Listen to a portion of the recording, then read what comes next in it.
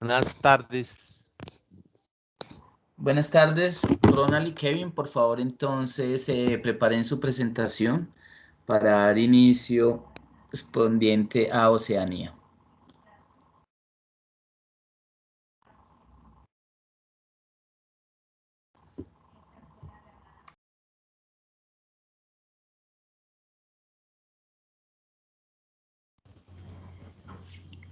Buenas tardes a todos.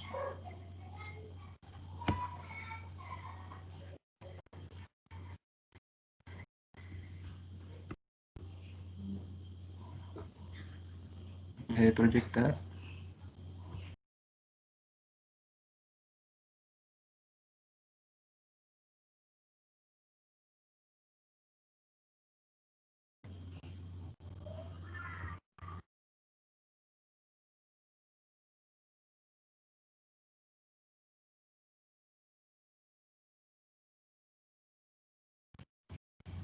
Ahí se ven las diapositivas. ¿Alguien me confirma, por favor? No, Kevin, no se ven.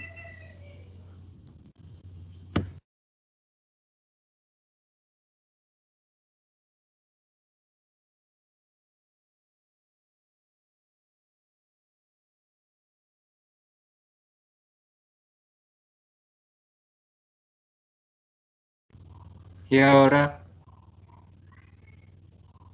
Ahí ya las vemos. Kevin, ¿tienes comunicación con Ronald? ¿Qué sucederá con él?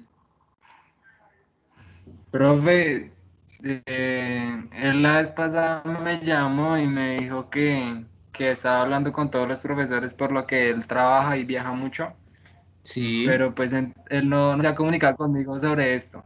Sin embargo, yo voy a exponer solo y si él se comunica con usted, no sé, de pronto cuadren algo para que él exponga. Yo lo puse ahí porque pues estamos los dos, pero pues no sé, profe.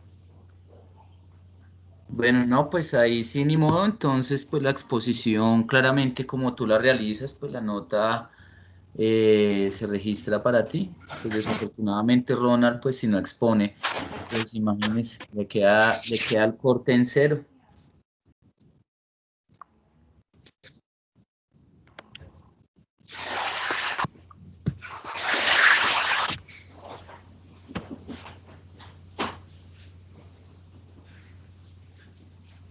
Entonces, si quiere, profe, voy a comenzar.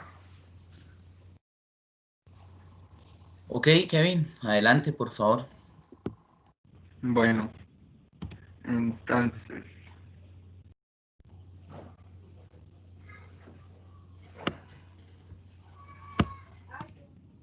el continente de Oceanía. Oceanía es el continente más pequeño. Tiene unos 9 millones de kilómetros cuadrados, de los cuales 7,6 pertenecen a Australia, que es esta parte, es la parte más grande de Oceanía. Esta es la extensión de tierras emergidas, pero se distribuye por un área mucho mayor, por casi todo el Pacífico y sus 179,7 millones de kilómetros cuadrados. Los límites de Oceanía son difusos, son raros un poco. En general se define como todas las tierras que están entre Asia y el Índico. Se define como entre Asia y el Índico por el este y América por el oeste, lo que suma más de 25.000 islas. Al sur limitaría al océano con el océano glaciar ártico y al norte con el propio Pacífico Norte, Asia y América. La mayoría de las islas se encuentran al sur del Trópico de Cáncer. El Trópico de Cáncer viene a ser como esta lineecita que se ve acá, más o menos. Y esas son todas las islas de Oceanía. Esto obvio también. En Oceanía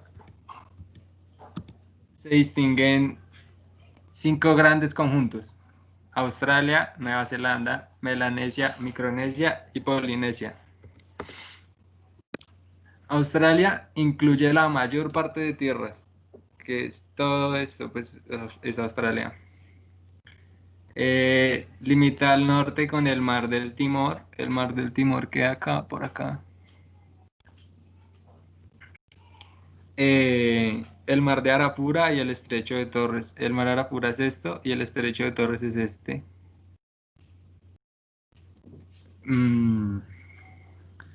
Al oeste con el mar de Coral y el mar de Tasmania. El mar de Coral es esto y el de Tasmania es este de acá abajo.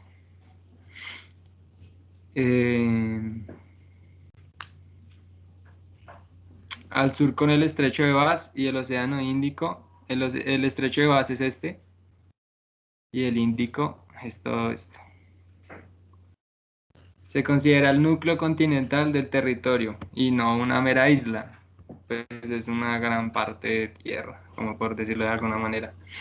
Nueva Zelanda, situada al sureste, esto es Nueva Zelanda, situada al sureste de Australia, está formada por dos islas principales, la isla sur y la isla norte, que son las islas más grandes del continente, porque bueno, Australia no es una isla más o menos.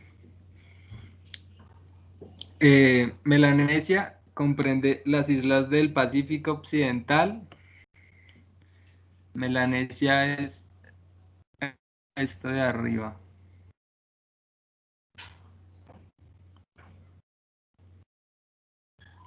Comprende las islas del Pacífico Occidental al sur del Ecuador, Nueva Guinea, las islas del Almirante Tarasco, los archipiélagos Bismarck y Louisiade, las islas Salomón, Nueva Caledonia, Vanuatu, Fiyi y Norfolk. Las islas Salomón están acá. Esto es Melanesia. Y Micronesia es esto.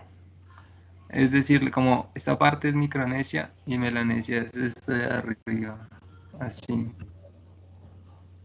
Micronesia comprende las islas del Océano Pacífico situadas al este de Filipinas y al norte del Ecuador. Abarca más de 2000 islas. Sí, son demasiadas. Eso es Oceanía, una mano de islas. En las que se encuentran las Marianas del Norte. Las Marianas que quedan por acá. Acá las Islas Marianas, sean estas.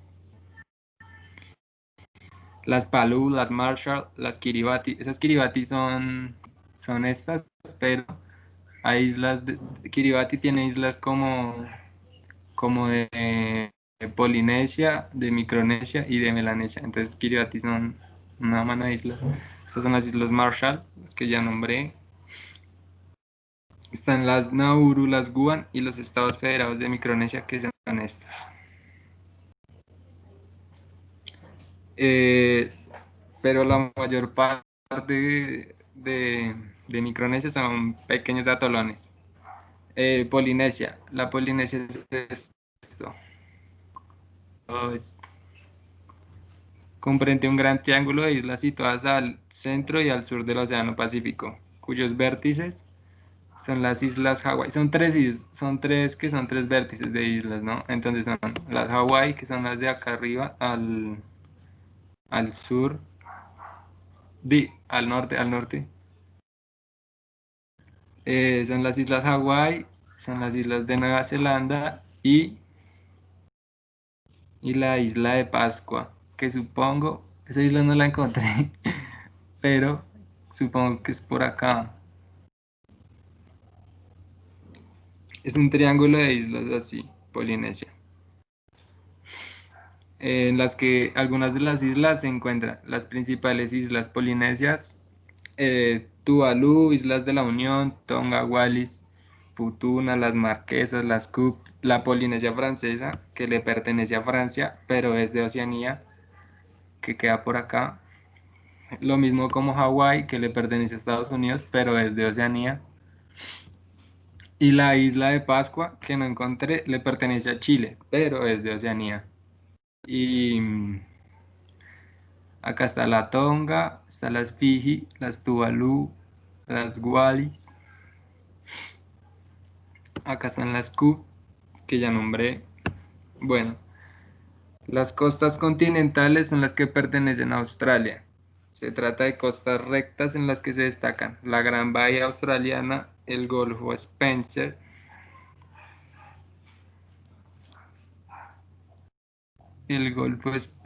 que acá,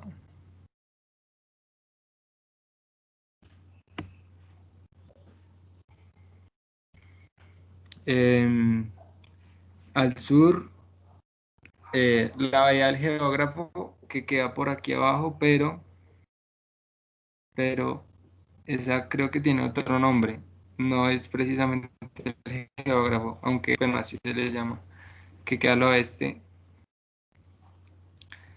El Golfo de Carpetania al norte, que es este golfo de acá.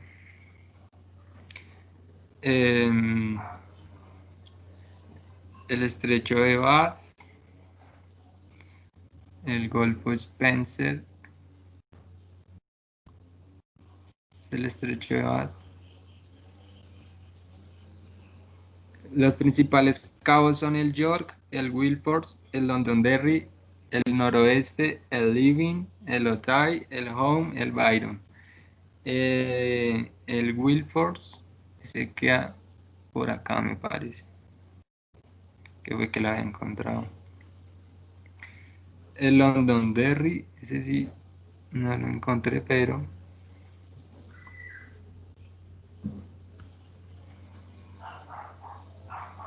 bueno, frente a la costa este de Australia y por encima del trópico de Capricornio se encuentra la Gran Barrera, una enorme extensión de arrecifes de coral muy cercana a la costa. Es este, acá queda la Gran Barrera Australia, la Gran Barrera de arrecifes, que es todo esto. Eh, em,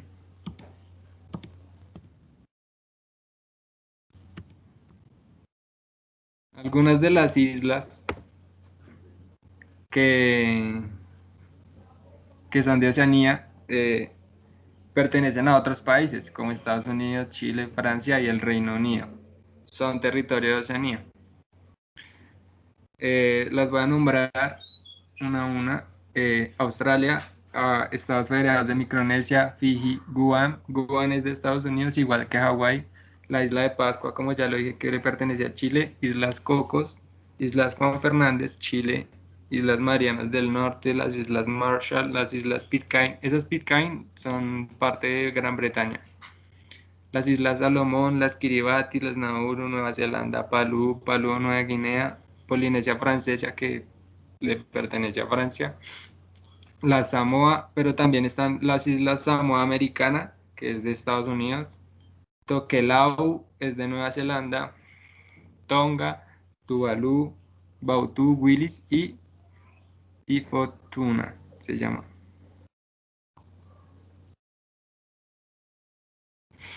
El relieve de Oceanía.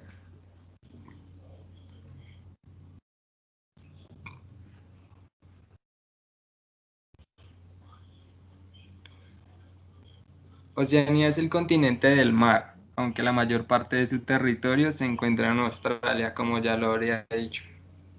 Las islas se diseminan por todo el Pacífico. Se distribuye entre dos placas tectónicas, la del Pacífico y la australiana. En el contacto entre ellas se encuentran las islas de origen volcánico que tienen un aspecto montañoso muy pronunciado.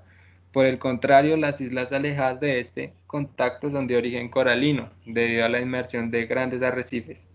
Estas son las islas bajas y muy llanas. Muchas de ellas están en peligro a causa de la subida del nivel del mar en todo el planeta. Australia es el país que concentra las grandes relieves del continente. Sus cadenas montañosas, que en este mapa se ve mejor.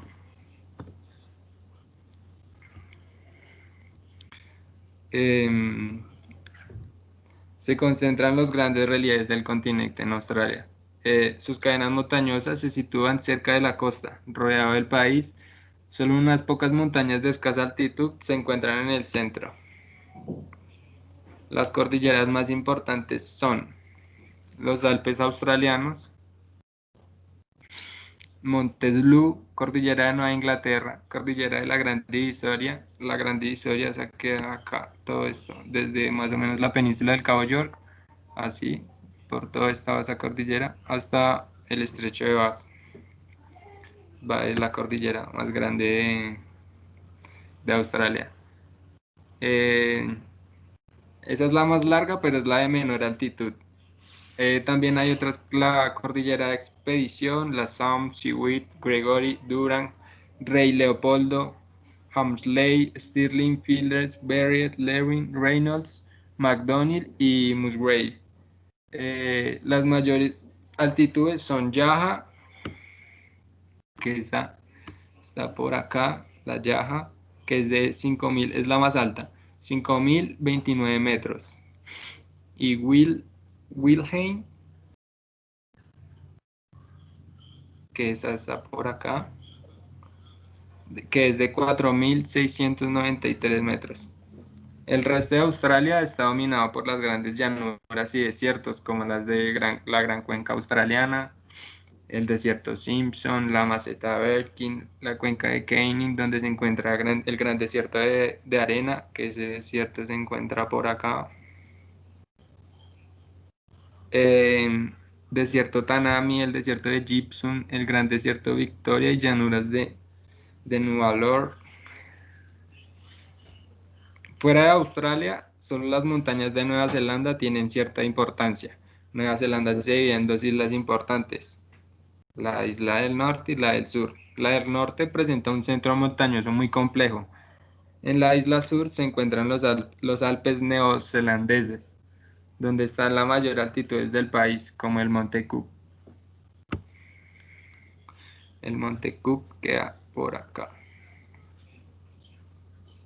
El Monte Cook tiene una altura de 3.764 metros.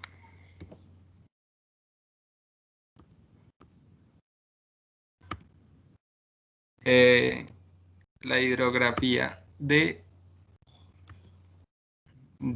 Oceanía. En Australia no hay grandes ríos. Las cuencas que desembocan en el mar tienen ríos muy cortos. Pero déjenme, yo se los muestro.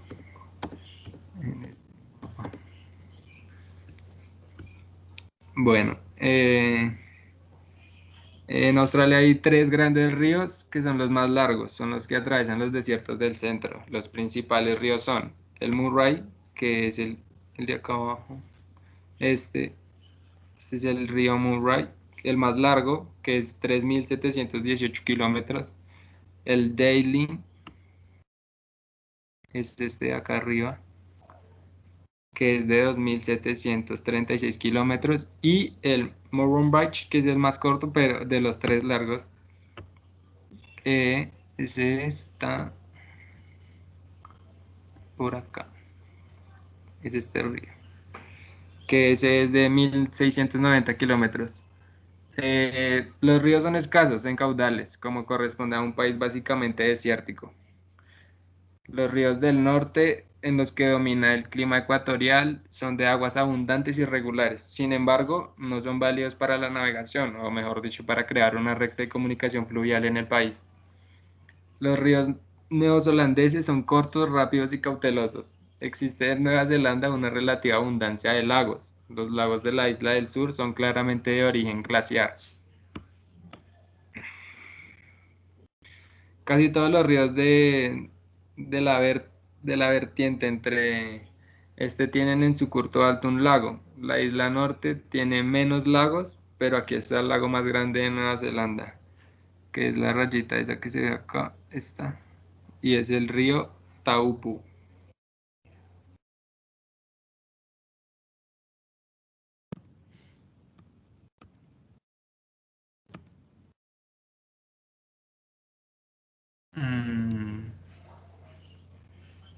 Esto es como datos curiosos de Oceanía, que los contrastes socioeconómicos. Oceanía es un continente pequeño y poco poblado, pero su fuerte carácter insular provoca grandes contrastes entre países. Hawái, Guam, la Samoa Americana, que son parte de Estados Unidos, por lo que comparten su nivel de desarrollo. Lo mismo ocurre con las islas Pitcairn y el Reino Unido, y Polinesia Francesa con respecto a Francia.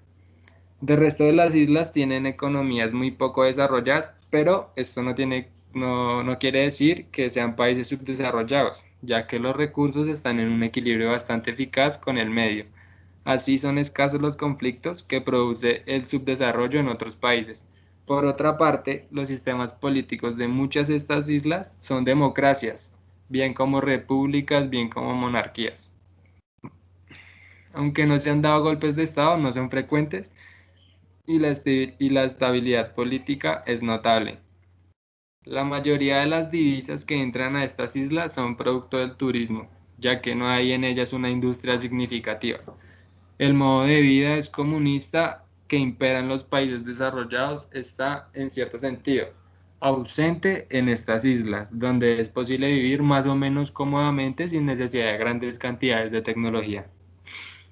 Además del turismo, el otro sector significativo de las islas de Oceanía es la agricultura. Encontramos dos modelos, una agricultura de planeación, de plantación, que genera productos para la exportación como plátanos, cocos, cacao, hevea, y una agricultura dirigida a satisfacer las necesidades alimentarias locales. Esta última no es exactamente una agricultura de subsistencia, ya que necesita los recursos de la Revolución Verde, pero sí es sucesora de la agricultura tradicional. En contraste con el bajo desarrollo de la mayoría de las islas del Pacífico, estas son plenamente desarrolladas de Australia y Nueva Zelanda. Australia y Nueva Zelanda fueron países colonizados por el Reino Unido y gracias al comercio con la metrópoli y el desarrollo del capitalismo a la manera de Estados Unidos han puesto estas economías entre las más desarrolladas del mundo. Debido a la gran extensión de Australia y la difícil orografía de Nueva Zelanda, las zonas más desarrolladas coinciden con las más pobladas, cosa por otra parte que sucede en todo país desarrollado. Eh, no hay ninguna ciudad de Oceanía que esté entre las 50 mayores metrópolis del mundo, pero las más importantes son Sydney de Australia, Melbourne de Australia, Brisbane de Australia, Perth, Australia, Auckland de Nueva Zelanda, Adelaide de Australia, Gold Coast de Australia, Newcastle de Australia, Wellington de Nueva Zelanda, Honolulu de Hawái, que le pertenece a Estados Unidos, Canberra, Queanbeyan, Nueva Zelanda y Christchurch de Nueva Zelanda, Christchurch, algo así. Oceanía, lo de los límites está, digamos que entre los dos trópicos, que es el trópico de Cáncer y el de abajo que es el trópico de Capricornio, el de abajo no, el de la parte sur. Australia es como casi todo su territorio pertenece al sur, pero tiene una parte del norte. Las islas, todas las islas de Oceanía están entre los trópicos, es por eso que sus islas son trópicas.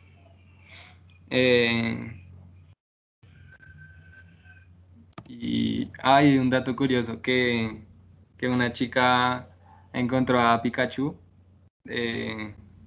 una zarigüeya dorada, la encontraron en Australia recién, como hace un par de meses creo. Y ya.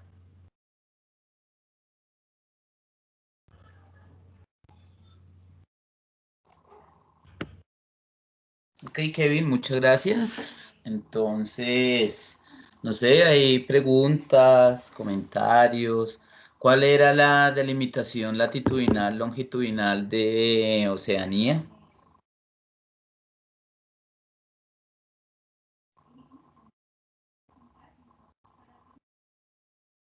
Kevin, ¿cuál es la delimitación latitudinal de Oceanía?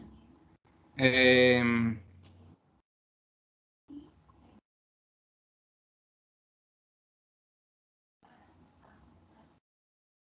Se define como las tierras que están entre Asia y el Índico por el este Y América por el oeste, profe, espere. Ok, Entonces yo y pongo la delimitación latitudinal, longitudinal.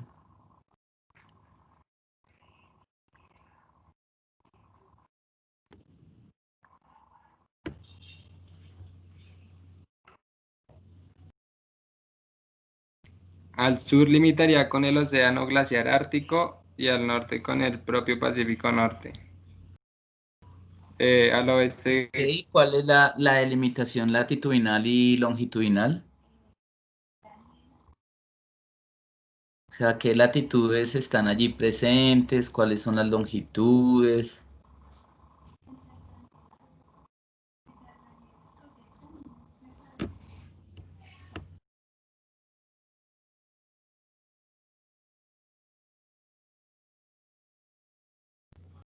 profe, no sé, no encuentro esa información.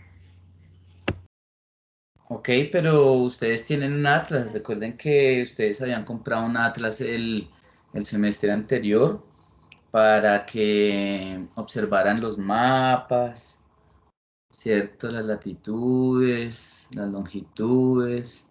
Y así uno se hace una idea, bueno, esto está en el hemisferio oriental, occidental, hemisferio norte, hemisferio sur, ¿cierto? Bueno, alguien por favor ahí que tenga su atlas a mano. Recuerden que se había hecho la sugerencia de pues, que este curso requiere tener el atlas a mano. No sé, por favor, alguien que tome la iniciativa y pueda decir, por lo menos Australia. Entonces, bueno, ¿dónde está esos límites latitudinales, longitudinales? ¿Qué hemisferio está?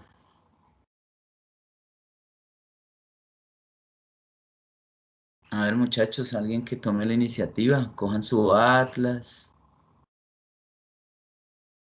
pasan las páginas del atlas, lo revisan, miran ahí entonces Australia, cuál es esa delimitación latitudinal y longitudinal, en qué hemisferio está,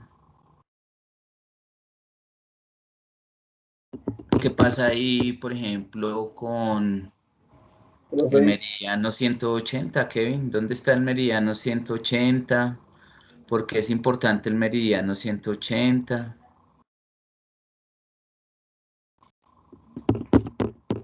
profe, ¿Cuál es la particularidad del meridiano 180? ¿Qué sucede allí en el meridiano 180? Profe, es la línea calendario, creo. Sí, ok, ¿en dónde está? ¿Qué sucede Esa es ahí? como ¿Por qué es es como tan por decirlo así, particular? la parte de atrás de, ¿de qué? De la línea del meridiano de Greenwich. Esa es la línea calendario.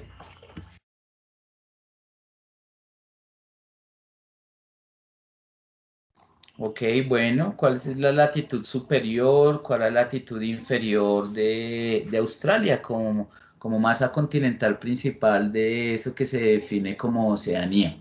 ¿Cuál es la latitud de norte? ¿Cuál es la latitud sur de esa masa continental? Las longitudes ahí como observan.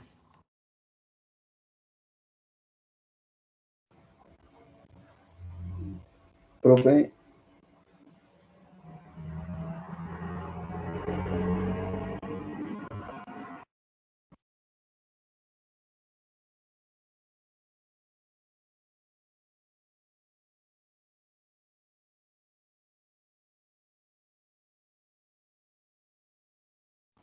Bueno, ¿alguien ya consultó el Atlas que nos pueda informar, por favor?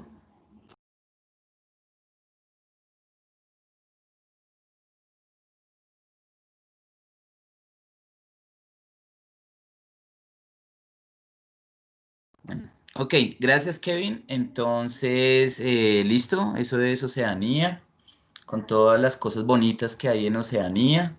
Y entonces paso yo a proyectar. Iniciamos como tal un bonito viaje por África. Entonces, vamos a ver esos elementos generales de lo que se considera África septentrional, o lo que es igual África del Norte. Entonces, por favor, San, cuando ya se proyecte la diapositiva.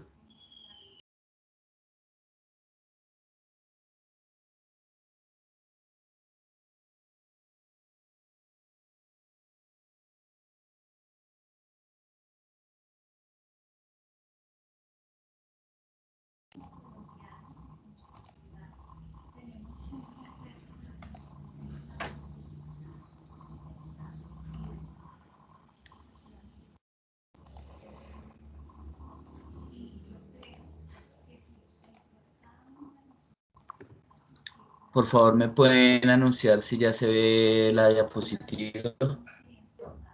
Sí, señor, ya se está viendo. Muchas gracias, muy amables. Entonces damos inicio a nuestro recorrido por el continente africano. Como tal, entonces lo abordaremos a partir de las diferentes subregiones que conforman el continente africano.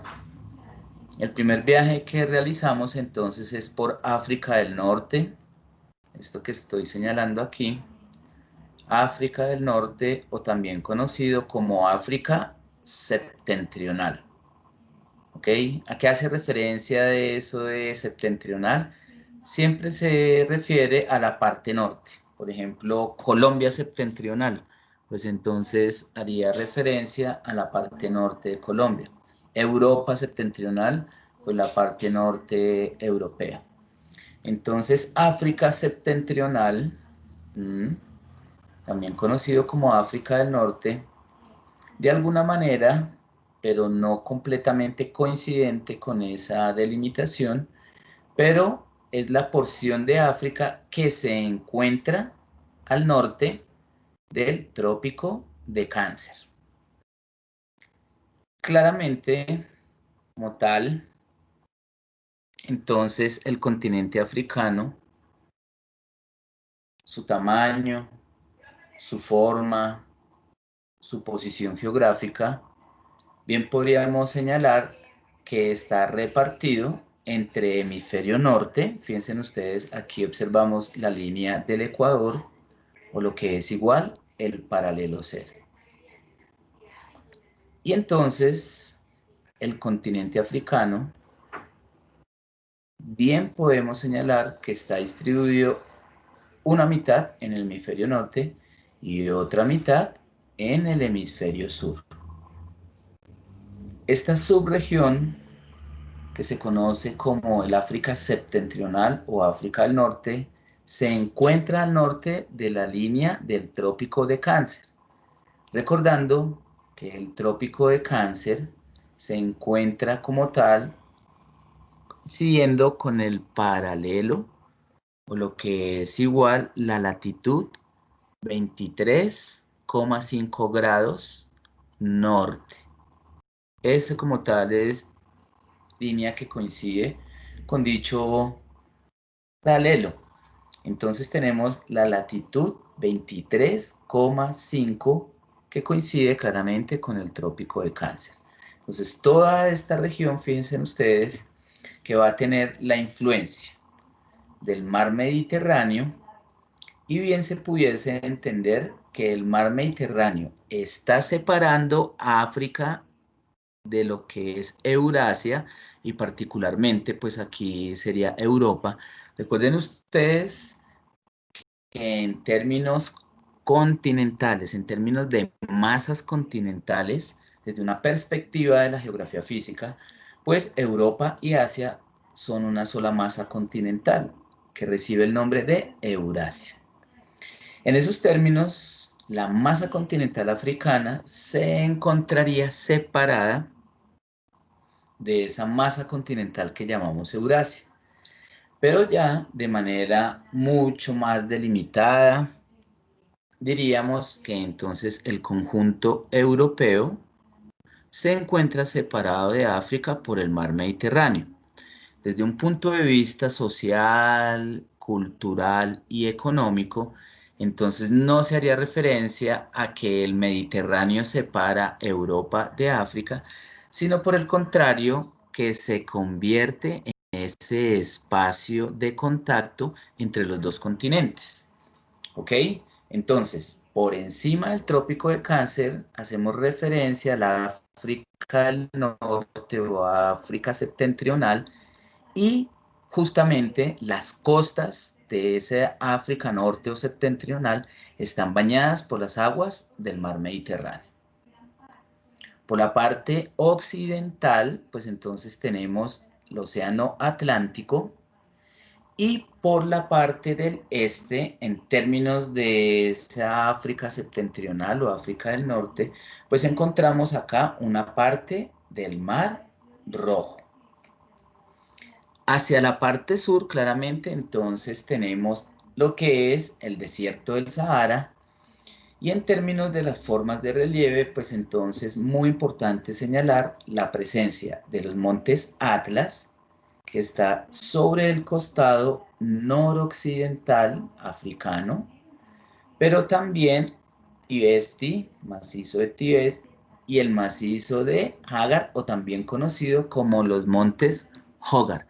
Ahí como tal es la traducción que se hace al árabe, porque como tal el idioma oficial, o sea, si bien se habla también inglés, algo de francés, pero el idioma oficial, cuya tendencia ha estado presente aquí mismo antes de nuestra era, o si lo quieren entender de esta manera, antes de Cristo, pues es el árabe. ¿Ok? Entonces, ahí ya pongo en contexto como tal cuál es esa región que nosotros vamos a abordar el día de hoy. Como tal, entonces, por encima del trópico de Cáncer, y claramente toda esta porción en el hemisferio norte, encontramos aquí a Sudán, que va a ser parte de esa África septentrional o África del Norte, por unos aspectos culturales, pero también de sus elementos físicos en cuanto a las formas de relieve.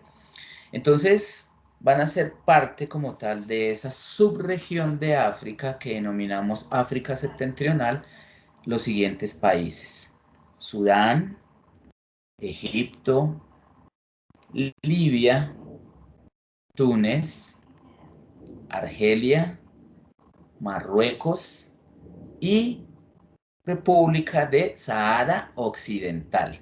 Ese es el nombre que recibe este país, Sahara Occidental. Entonces, todo este arco como tal corresponde al África del Norte, o lo que es igual, el África septentrional. Entonces, fíjese que estamos haciendo referencia a 7 países, y términos de lo que es el complejo africano, las características dada su cercanía al mar Mediterráneo. Entonces vamos a tener sobre estas partes de las costas un clima mediterráneo, o sea, toda la influencia de lo que son las aguas del Mediterráneo, y por este lado todas las influencias como tal del Océano Atlántico, y las respectivas corrientes oceánicas recorren acá, y que le van a dar justamente ese carácter en términos de la presencia de esta forma de relieve, que son los montes Atlas, las brisas del Mediterráneo y la confluencia también del Océano Atlántico, tal, y al estar presente esta cadena montañosa, entonces flanco Montes Atlas aquí de vista al Mediterráneo, y aquí en contacto con lo que hoy día denominamos el Estrecho de Gibraltar, que recuerden ustedes cuando mirábamos esa geografía y cartografía del mundo clásico y antiguo en Grecia, que esto lo llamaban las columnas de Hércules,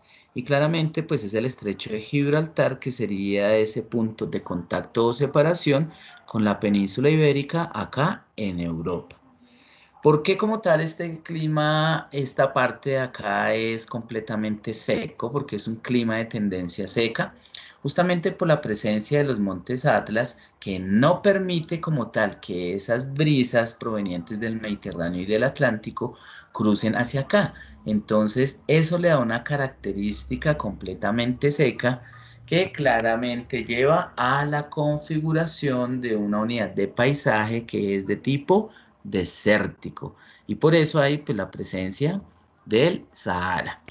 Entonces, los diferentes países que señalé que configuran esta subregión de África tienen entonces en sus partes norte, pues la influencia del Mediterráneo, y en la parte sur, pues va a tener toda la influencia de lo que es, ¿cierto?, del Sahara. Eso para que lo tengamos ahí presente.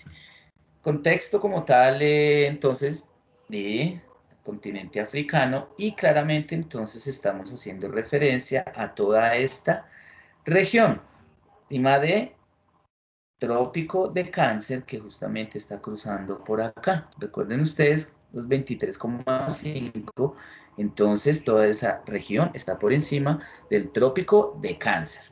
Esto es un dato ahí que no es necesario pues aprenderlo, pero para tener un referente, y es que toda la región como tal entonces suma en su totalidad 8,5 millones de kilómetros cuadrados. Y la suma de toda la población de estos países cerca a los 195 millones de personas.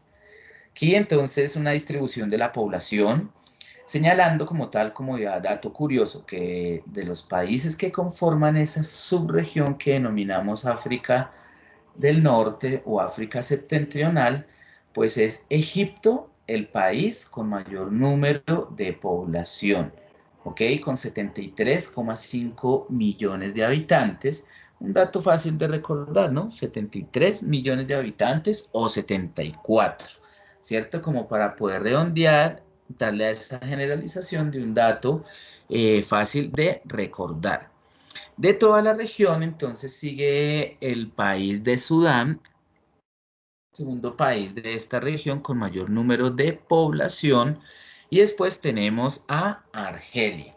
Entonces tenemos aquí Sudán, que tiene un elemento cultural, unos aspectos culturales que claramente se unen aquí con Egipto, pero además también en términos de geografía física, pues la continuidad que se va a presentar acá del río Nilo. Por eso entonces Sudán hace parte de esta subregión de África del Norte. Muy importante entonces esas ciudades capitales de cada uno de estos países, ¿cierto? Entonces Sudán, aquí su capital es Jartum y está sobre el valle geográfico del río Nilo. La capital de Egipto, entonces, es el Cairo moderno, y aquí hacia la parte norte hay otra ciudad muy importante que es la ciudad de Alejandría. Recuerden ustedes la ciudad de Alejandría, su importancia por haber albergado la biblioteca de Alejandría, pero también la misma ciudad que toma su nombre en honor a Alejandro Magno, porque en algún momento, ¿cierto?, los griegos tuvieron una expansión territorial hacia acá y fundan la ciudad de Alejandría acá, sobre el delta del río Nilo. Muy importante, ahorita ya lo vemos entonces, el río Nilo, acá justamente en lo que es el territorio de Sudán, se van a unir dos cursos de agua, dos grandes afluentes, donde este de acá, que proviene de Etiopía, entonces se conoce como el Nilo Azul. Y este como tal, que viene desde Ruanda, Ganda, Lago Victoria, pues entonces se conoce como ese brazo del río Nilo Blanco. Entonces la unión del Nilo Blanco, que viene del sur, y la unión del Nilo Azul, como tal, van a configurar ya ese gran curso de agua que se conoce como el Nilo. O sea, la unión del Nilo Blanco y Nilo Azul, teniendo presente que el blanco proviene desde el sur y que el Nilo Azul nace aquí en territorio etíopes, en el país de Etiopía.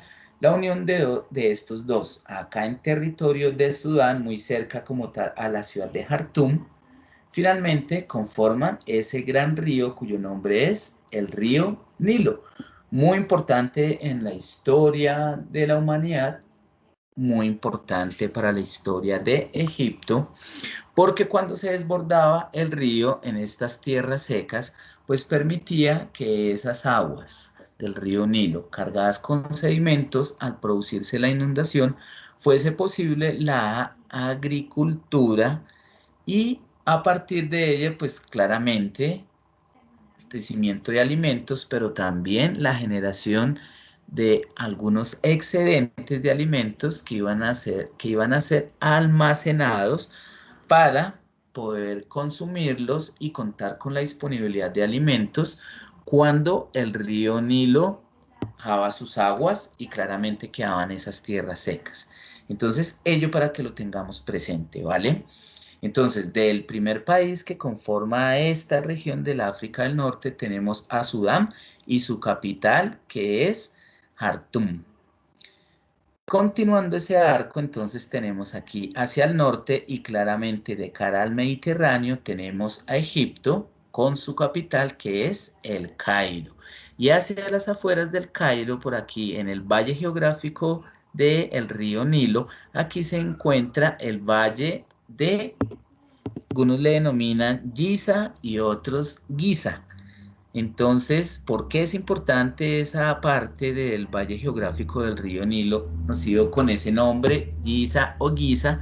Porque allí están presentes las 3 pirámides históricas que fueron parte o fueron unas de las maravillas de la antigüedad. Listo, ya ahorita veremos ahí, entonces, realmente ustedes recordarán las pirámides de Egipto. Ya vamos a ver un poquito sobre ello. Continuando el arco como tal en dirección hacia el occidente, tenemos aquí a Libia. Entonces, fíjense, está Sudán, Egipto y Libia.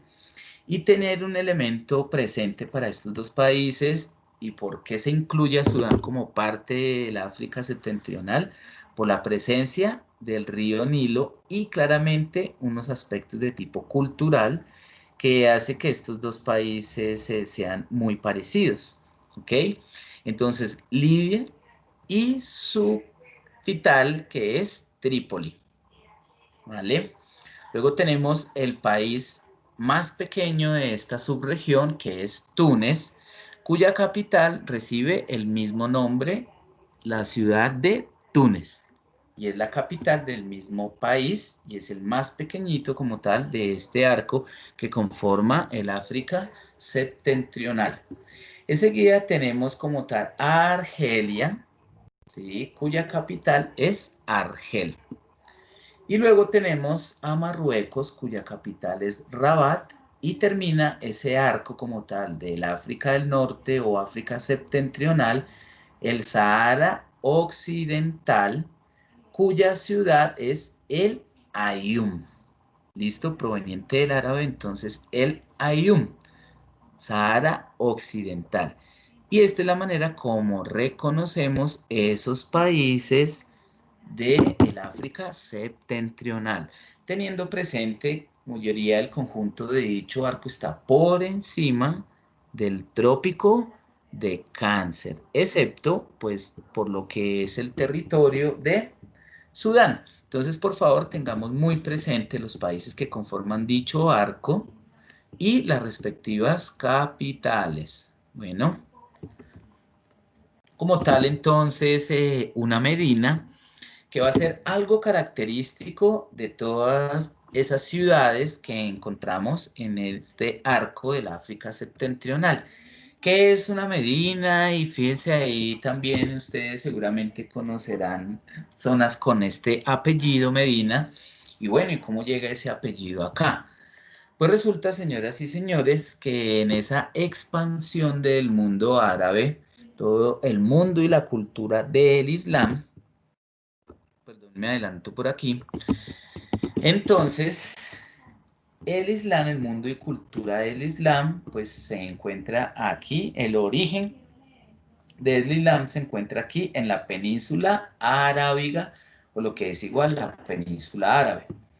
Luego, en algún momento de la historia, pues se empieza dar una expansión territorial del Islam, ese mundo y cultura del Islam, tanto hacia el oriente como también aquí, norte de África, disputándole territorio al Imperio Romano, porque el Imperio Romano como tal, a partir de la navegación por todo el Mediterráneo y tomando el legado de los griegos, pues el Imperio Romano ocupó en algún momento toda esta región. O sea, esta parte aquí, parte norte de África, todo esto fue ocupado por el Imperio Romano. Pero luego llega como tal el mundo del Islam, ¿cierto? Y empiezan esa expansión territorial hacia el oriente, pero también acá hacia Europa, pero logran llegar hasta aquí, donde es actualmente Turquía, y se levanta el Imperio Otomano. Pero también tiene una gran expansión por lo que eran esos territorios y dominios del Imperio Romano acá en la parte norte africana. Entonces, momento en que ese mundo y cultura del Islam se expande por acá, logran cruzar a territorio europeo a través del estrecho de Gibraltar y llegan aquí a la península ibérica, donde actualmente están Portugal, aquí sobre la costa del Atlántico, y el resto de la península que claramente corresponde a España. La Medina como tal entonces hace referencia a una ciudad amurallada, o sea, una ciudad que completamente se encuentra rodeada por una muralla que le proveía protección frente a los ataques tropas extranjeras que intentaban tomar posesión sobre la misma. Entonces, muy importante esto, Medinas, porque cuando los árabes, ¿cierto? Ese mundo como tal del Islam penetran aquí en la península ibérica, pues entonces empiezan a fundar muchas ciudades de ese tipo y por eso entonces encontramos acá en España, en territorio español, la ciudad de Medina. Pero Medina, en su aspecto inicial y original, hace referencia a una ciudad amurallada. Y pues claramente entonces se erige una ciudad de este tipo porque esto fue como tal invadido, o sea, hubo presencia acá del mundo del Islam, hubo presencia acá de los musulmanes, y entonces una de esas ciudades, una gran muralla, pues es la ciudad de Medina. ¿Ok? Eso ahí para contextualizar. Entonces, una Medina no es más, ¿cierto?, que un espacio urbano que se encuentra rodeado por una muralla. Y esas murallas, el objetivo de ello, dos funciones. Número uno, pues ejercer control, población presente acá al interior de la muralla, o sea, en el casco urbano que está rodeado por dicha muralla.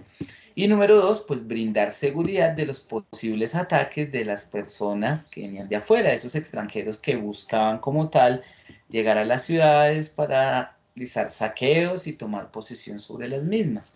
Entonces, eso es lo que se considera como una medina y claramente está presente en todas esas ciudades que conforman estos países de África del Norte.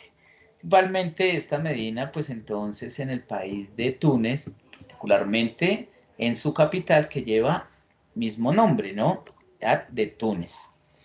Aquí, tal entonces me está mostrando respecto de Río Nilo. Entonces fíjense en ustedes que a partir del lago Victoria se desprende el primer gran afluente, ¿cierto?, del río Nilo, y este es el que se considera como el río Nilo Blanco, el Nilo Blanco, ¿cierto? Y va acá. Pero de aquí, territorio de Egipto, y lo podemos ver acá con mucho más detalle, desde el lago Tana, así como aquí el referente es el lago Victoria, aquí para el caso de este afluente que es el Nilo Azul, pues ese referente es el lago Tana, en donde está en territorio de Etiopía, y la unión del Nilo Blanco, que proviene del sur, y la unión del río Nilo Azul, que se encuentra aquí en el margen derecho, lo que es igual el margen oriental, proveniente del lago Tana. La unión de estos dos, Nilo Azul y Nilo Blanco, finalmente entonces da origen al Nilo, que va a terminar recorriendo el país de Sudán y claramente atraviesa todo lo que hoy día es Egipto para desembocar ¿en dónde? ¿En dónde desemboca el río Nilo? En el mar Mediterráneo. Eso no podría hacer referencia que el río Nilo desemboca en el costado sureste del mar Mediterráneo. Fíjese, entonces tenemos el mar Mediterráneo y esto sería, ¿cierto?, el costado sureste de dicho mar. Y aquí como tal entonces está la desembocadura del río Nilo en territorio y cerca a la ciudad de Alejandría. Entonces aquí se conforma el gran delta del río Nilo, muy famoso, ¿cierto? Y muy importante en la historia de la humanidad, porque aquí se perfeccionan las técnicas de agricultura.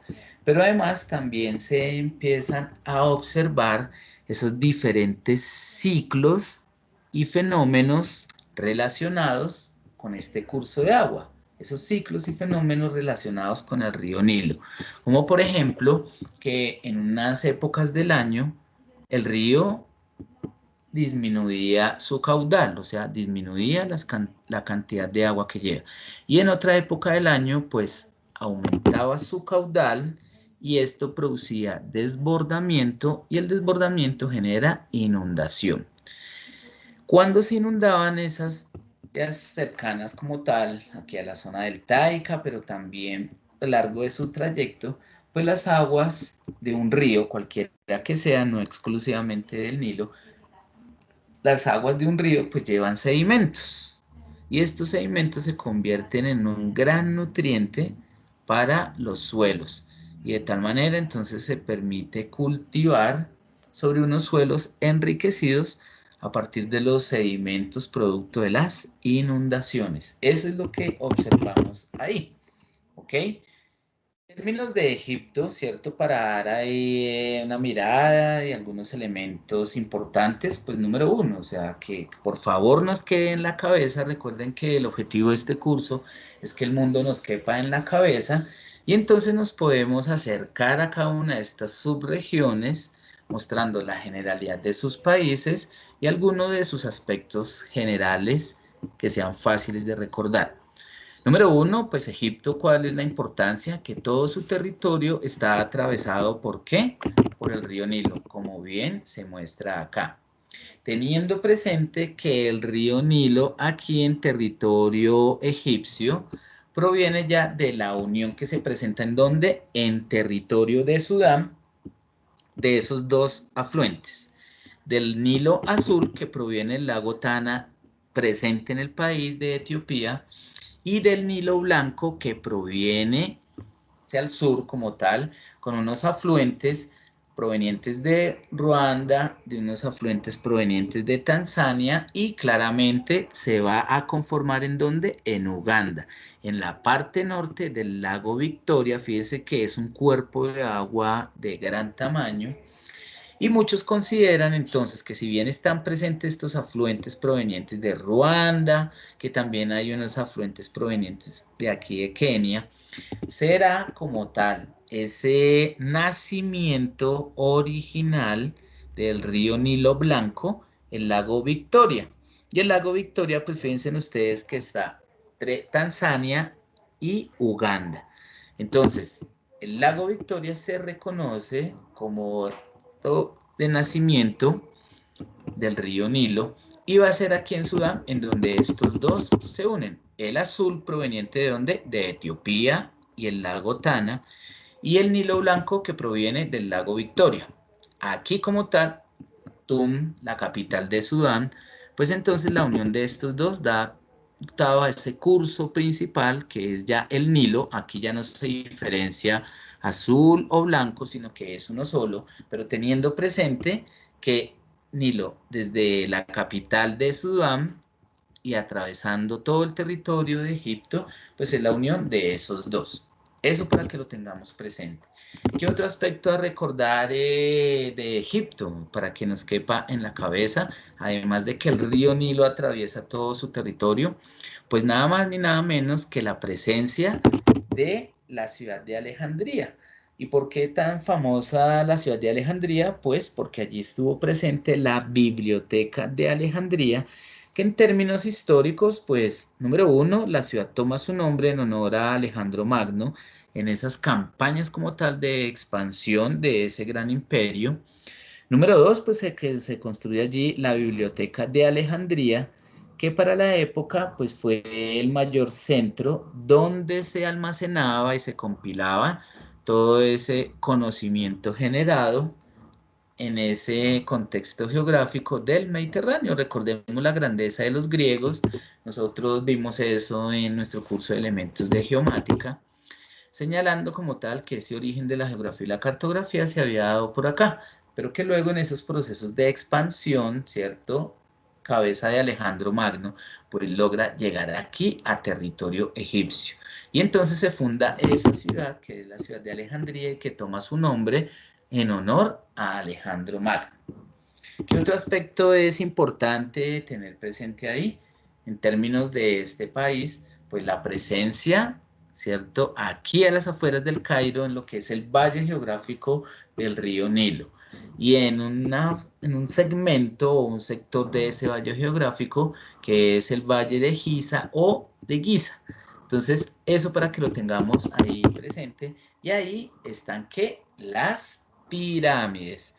Entonces, en el territorio egipcio, ¿cierto? Y a los alrededores de Giza se encuentran muchas más pirámides, pero las más famosas, ¿cierto? Por toda la historia que albergan, por ser las de mayor tamaño y de alguna manera las que se han conservado de mejor manera. Y esa conservación, pues inicialmente, claro, a través del tiempo, unos materiales muy resistentes, pero pues también considerar que allí los procesos de meteorización y erosión no son muy pronunciados, porque poca lluvia cae en ese sector. Entonces, al no haber lluvias abundantes, pues los procesos de erosión y meteorización son muy mínimos. Entonces, estas tres pirámides son las que mejor se conservan y son como el mayor atractivo turístico, pues no el único, pero uno de los principales presentes ahí en los alrededores de la capital de Egipto, que es el Cairo. ¿Cuál es el nombre de estas tres pirámides? Entonces tenemos a Keops, tenemos a Kefren y tenemos a Miserinos, ¿ok? Entonces, estas son las tres pirámides que están presentes en el valle Isa o Giza, y que hace parte del valle geográfico del río Nilo. Entonces, permítanme un segundito, vemos aquí un fragmento de videíto que nos cuenta de una manera muy chévere un poquito de la historia de estas tres pirámides, que en dónde están, en Egipto, y que Egipto es uno de esos países que conforma el arco que hemos denominado África del Norte o África septentrional, ¿vale? Entonces, por favor, sean cuando ya se vea el video.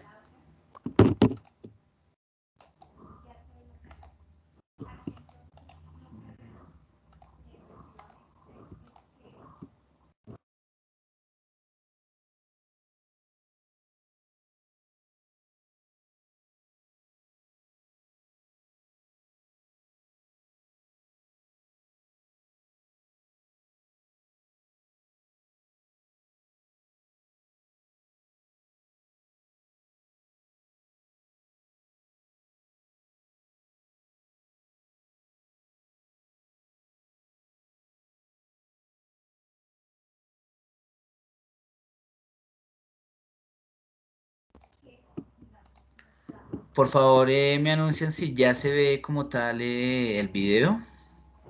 Aún no, profe. No, profe. Ya. Ya, profe.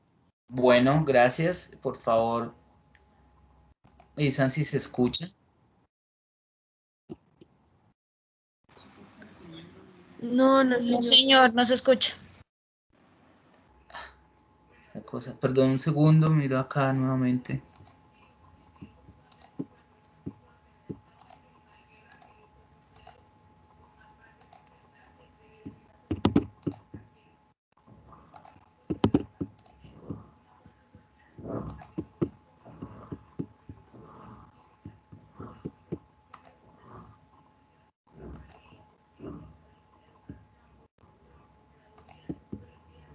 ¿Dónde está? Aquí.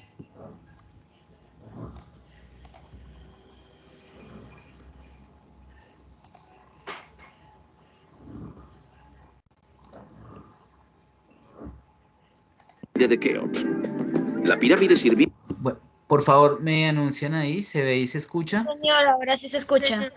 Perfecto, muchas gracias. Entonces, por favor, muy atento. Es apenas un fragmentito que no dura mucho. Por favor, entonces, muy atentos. La gran pirámide de Keops. La pirámide sirvió como tumba para Khufu, un faraón al que nosotros conocemos por su nombre griego, Keops. Su construcción terminó hacia el año 2570 a.C. y se piensa que tardaron poco más de 20 años en terminar los 146 metros de lo que fue el edificio más alto del mundo hasta que llegó la Torre Eiffel. 20 años. Anda, que ya les vale a los de la Sagrada Familia, que creo que llevan 100 o por ahí. La necrópolis de Giza está formada por dos pirámides más, la de Kefren y la de Micerinos, que eran el hijo y el nieto de Keops. Tenga en cuenta que, por seguridad, está prohibido escalarlas y que solo ven... Entonces, muy importante, ¿cierto? Ese dato que nos ofrecen ahí. ¿Por qué los nombres de las pirámides? Pues número uno, honor al faraón, ¿cierto? Keops. Dar honor como tal del abuelo. Venden 300 tickets al día, por lo que es mejor madrugar un poco para asegurarse la entrada. Los antiguos egipcios pensaban que tras la muerte el cuerpo del difunto debía permanecer incorrupto para así asegurar la supervivencia de su alma y más tarde su paso al más allá. Además, los faraones se enterraban con todos sus tesoros. Ellos ni muertos se iban a quedar sin sus lujos. Y además construían pasadizos secretos y túneles para dificultar la acción de los saqueadores. Las pirámides fueron las tumbas más colosales de todas las que se construyeron en el antiguo Egipto, y sus misterios han traído hasta aquí a estudiosos de todo el mundo. Existen miles de teorías, algunas de ellas algo esotéricas, sobre la forma en las que fueron construidas, su emplazamiento, la coincidencia con la posición de los astros o con ciertos cálculos matemáticos. Algunos incluso sostienen que las pirámides fueron construidas por alguna entidad divina o incluso por seres de otro planeta. El caso es que todos hemos escuchado explicaciones propias de la gente Mulder, pero yo prefiero las de mi amigo Aladino, que no es el de la lámpara, es un arqueólogo que sabe muchísimo de esto y nos lo va a explicar todo. Así que me voy a por él. Bueno, eso ahí, fíjense, llama la atención en términos de por qué la construcción de dichas pirámides, y claramente están relacionadas, ¿cierto?, con el simbolismo. O sea, hay una dimensión simbólica como tal de ese paso del plano terrenal al más allá, y claramente, pues, entonces ahí con los ritos propios de esa cultura milenaria egipcia en términos de la momificación. Por eso entonces buscaban conservar los cuerpos intactos, porque eso aseguraba ese paso al más allá, toda su integridad. De ahí la explicación de por qué la momificación y también pues la presencia de estas pirámides. Piensen ustedes que entonces un elemento como tal cultural y términos de lo religioso, pero no lo religioso en el sentido como tal de las religiones oficiales, sino claramente esa búsqueda espiritual. Yo no sé si ustedes vieron la semana anterior y pues estos días la noticia de que el pueblo Mixtec, uno de los pueblos ancestrales de aquí de América antes de la llegada de los españoles, el pueblo Mixtec pues aún tiene presencia en territorio colombiano y particularmente en el departamento del Cauca y el departamento del Nariño. Yo no sé si vieron ustedes la noticia de que el pueblo Mixtec, en un acto simbólico, subieron al Cerro del Morro, lleva ese nombre así, el Cerro del Morro, en la ciudad de Popayán, y tumbaron la estatua de Sebastián de Belalcázar, que eso pues fue noticia y producto de muchos comentarios acerca de lo sucedido. Y pues claramente fue un acto simbólico del pueblo Misak frente a una estatua que reivindica que pues a uno de los invasores, nada más ni nada menos Sebastián de Belalcázar, que fue un completo asesino. O sea, entonces a mí me llamaba la atención que el alcalde de Popayán pedía respeto, ¿cierto? Por esos símbolos, pero pues no solamente yo, sino mucha gente seguramente se ha cuestionado sobre ello en términos de, sí, qué tan respetuoso fue Belalcázar al llegar a la ciudad de Popayán. ¿A qué voy con esto del Cerro del Morro ahí en la ciudad de Popayán? Que esto como tal tiene ese mismo simbolismo relacionado con esto que estamos observando de las pirámides egipcias. Entonces, si ustedes vieron la noticia, si de pronto profundizaron en ella, el Cerro del Morro no es un cerro natural, sino es una especie de pirámide presente ahí en el Valle de Pubenza. El Valle de Pubenza como tal es toda esa meseta, en realidad se hace referencia al altiplano payanés en el departamento de Cauca, y ahí en el Valle de Pubenza está presente entonces este montículo.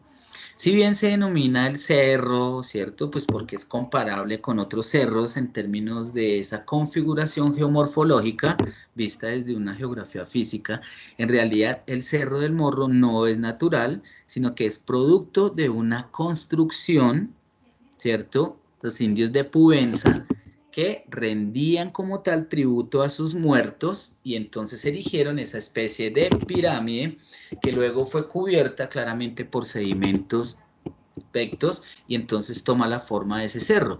O sea, esa montaña que vemos ahí que le llaman el Cerro del Morro, ¿cierto? Que es considerado como cerro tutelar de la ciudad de Popayán, no es natural, sino que es de origen antrópico. O sea, eso fue construido como tal por los indios de Pubenza, mucho antes de la llegada de los españoles. Y luego para la mitad del siglo XX, ¿cierto? Hacia 1952, aproximadamente 54, algo así, en excavaciones, o sea, se logra dar cuenta de ello con la construcción de una carretera. Y en la construcción de dicha carretera, cuando estaba pasando la maquinaria, entonces se presenta dicho hallazgo.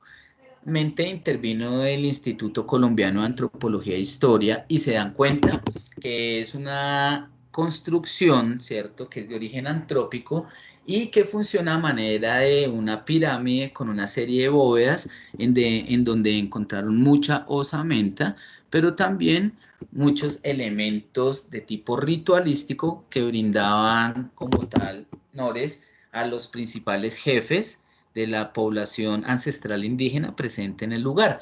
Entonces, fíjese, no logró observar también esas pirámides en la Ribera Maya, ¿cierto?, en Centroamérica, y también se observan esas pirámides en la Ciudad de México, todo lo que es Tenochtitlán o lo que fue Tenochtitlán, y claramente también en Teotihuacán.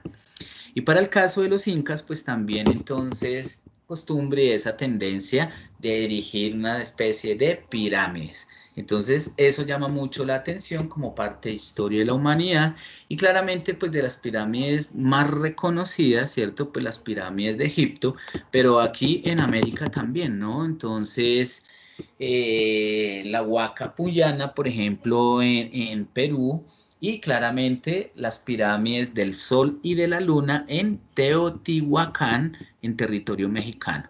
Entonces, prestemos atención a lo que el entrevistado, ¿cierto?, un arqueólogo, pues le preguntan, ¿no?, acerca del origen extraterrestre de las pirámides.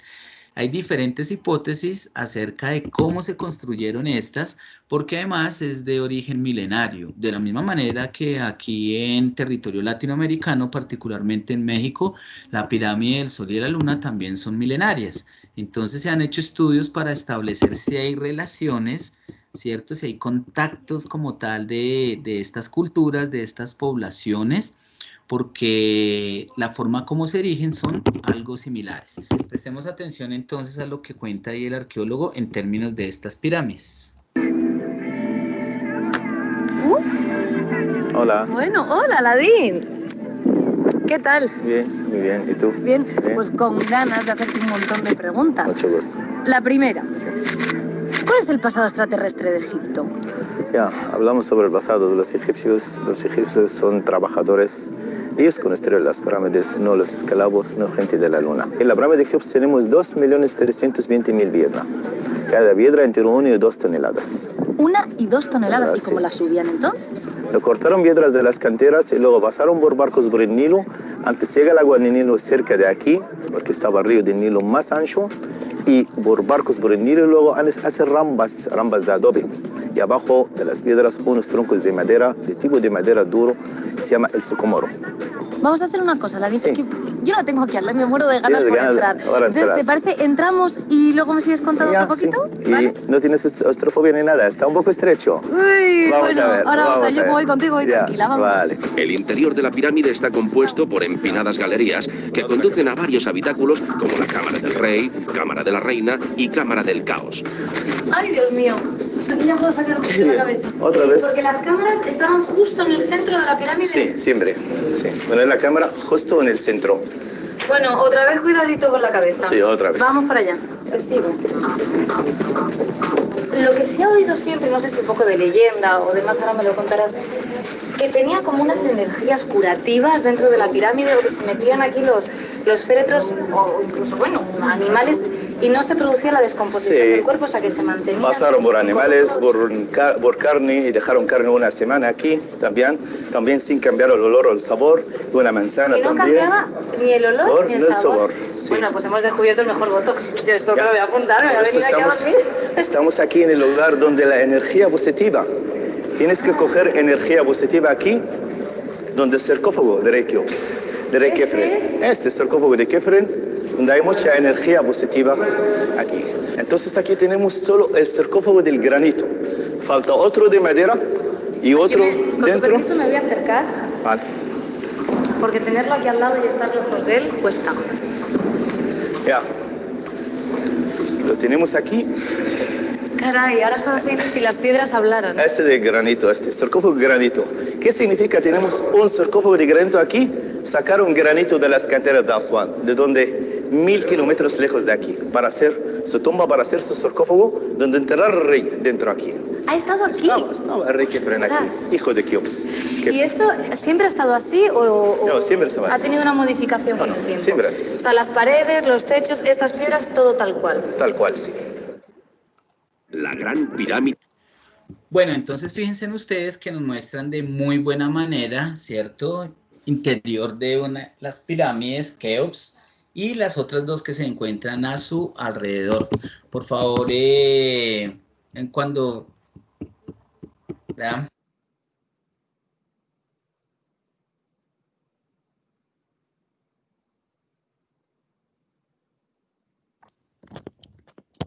No se le escucha, profe.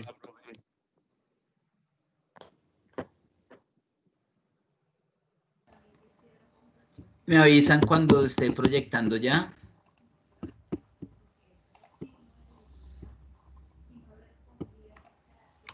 Listo, profe.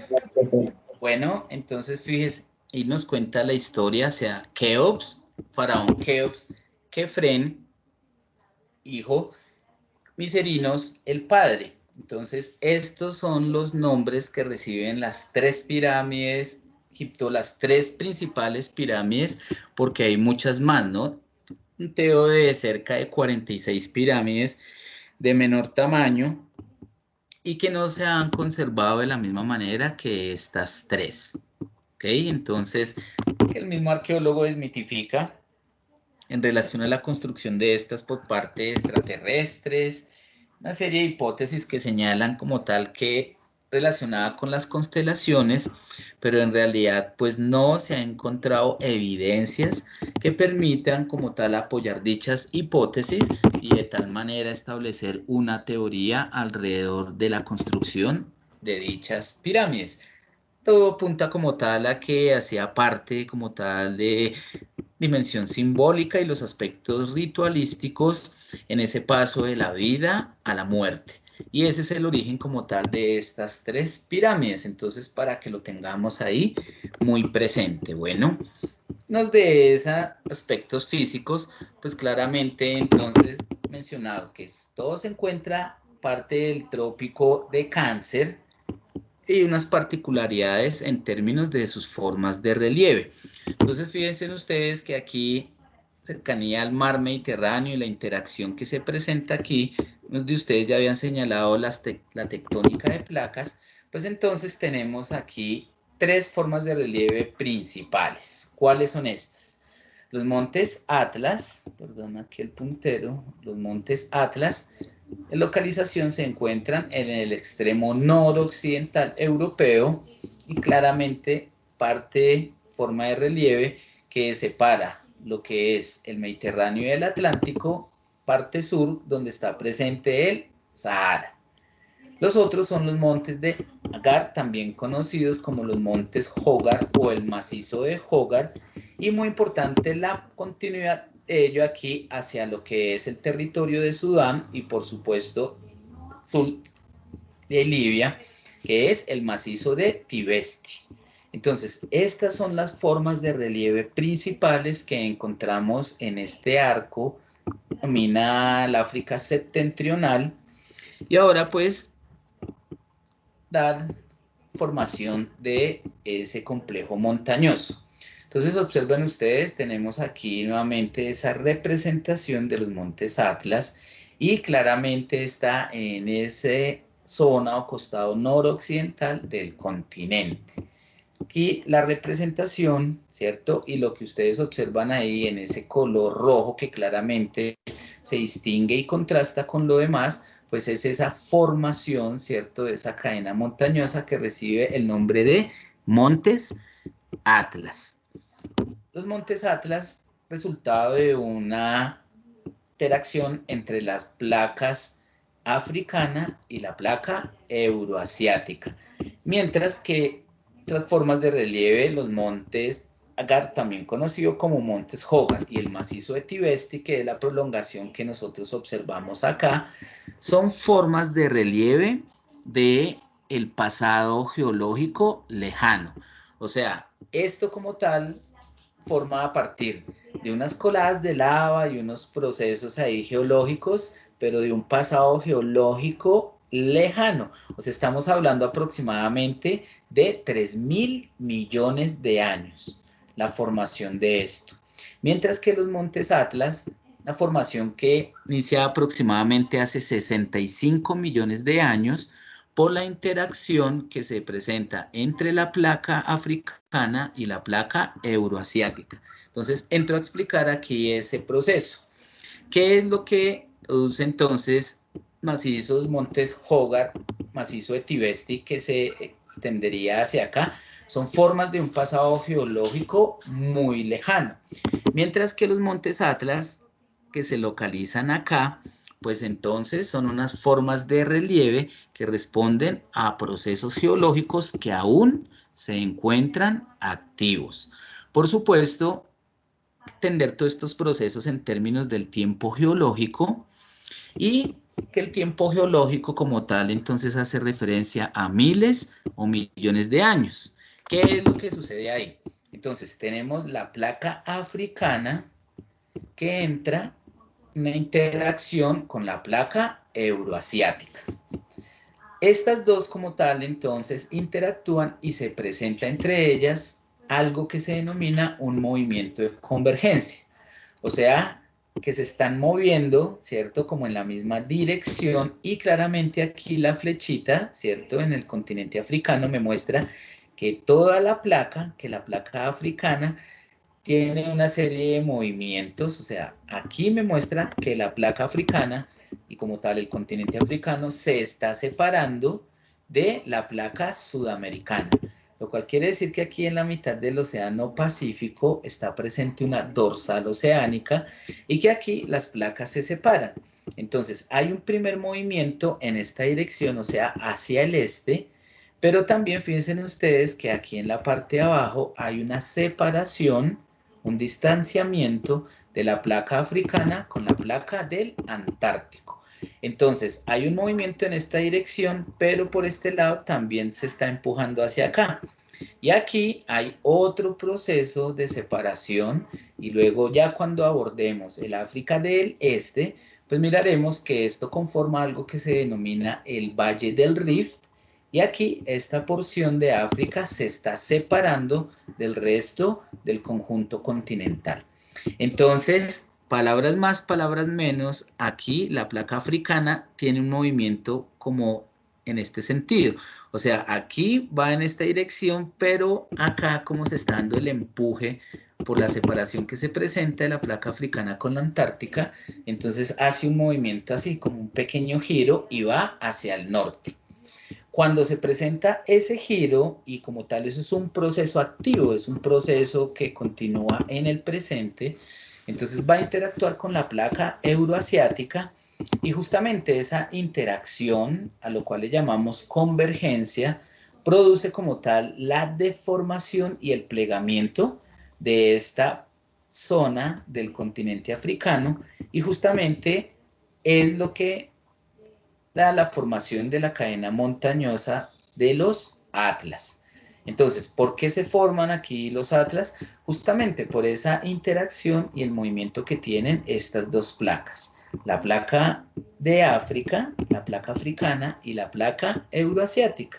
Y en dicha interacción que se llama convergencia, o sea, las placas convergen hacia la misma dirección, como lo muestran aquí, fíjense, entonces finalmente hay un movimiento de la placa africana hacia allá, y como ustedes ven, fíjense esta flechita de lo que es toda la placa euroasiática, pues entonces tiene un movimiento hacia acá, ¿ok? Entonces, de tal manera, ese encuentro y esa interacción entre estas dos placas produce el plegamiento y deformación en esta esquina. Y para el caso de placa euroasiática, ese mismo movimiento y la interacción que se presentan entre estas dos placas es lo que me forma aquí nada más ni nada menos esa cadena montañosa que denominamos los Alpes. Entonces, las diferentes formas de relieve, ¿sí? La formación de estas montañas, de estos sistemas cordilleranos, se explica por la tectónica de placas. Lo mismo que después vamos a ver en su momento acá con la cordillera de los Andes, con todo ese sistema cordillerano acá del borde occidental de lo que denominamos América del Norte. Entonces, esa es la explicación que los montes Atlas están ahí. ¿Qué implicaciones tiene ello y por qué hace esto tan seco? Porque esas brisas, ¿cierto?, provenientes de las corrientes y circulación del viento propias del Mediterráneo y acá de esta parte del Océano Atlántico, pues chocan acá con la montaña, chocan acá con este sistema montañoso, y entonces toda esta parte va a tener mayor cantidad de lluvias, se genera mayor precipitación sobre este flanco como tal de dicha cadena montañosa, y los vientos al cruzar a este lado, o sea, chocan con la montaña y al cruzar a este lado, pues ya son vientos mucho más secos. Y eso como tal es lo que explica por qué toda esta zona hacia el sur de estos países es muy seca, y claramente pues me muestra aquí que es la configuración de la parte norte del desierto del Sahara.